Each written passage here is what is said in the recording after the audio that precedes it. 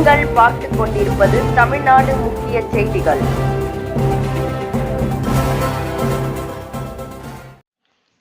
வணக்கம். தமிழக வெற்றிக் கழகம் திருவள்ளூர் தெற்கு மாவட்டம் திருவிளங்காடு ஒன்றியம் தொழுதாவூர் கிளை கழகம் தளபதியாரின் பள்ளி மாணவ மாணவிகளுக்கு மற்றும் முதியோர்களுக்கு ரொட்டி, பால், முட்டை மற்றும் பழம் வழங்கும் திட்டம்.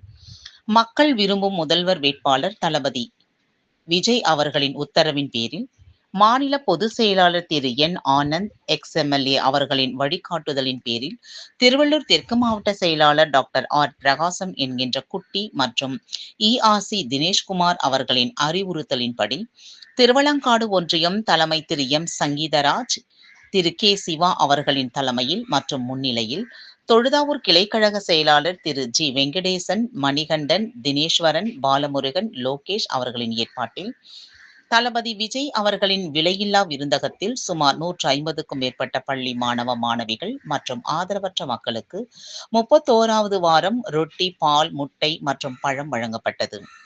மேலும் படிக்கும் பள்ளி மாணவ மாணவிகளுக்கு 150 பேருக்கு நோட்டு புத்தகம், பேனா, பென்சில் மற்றும் நலத்திட்டங்கள் வழங்கும் நிகழ்ச்சி நடைபெற்றது.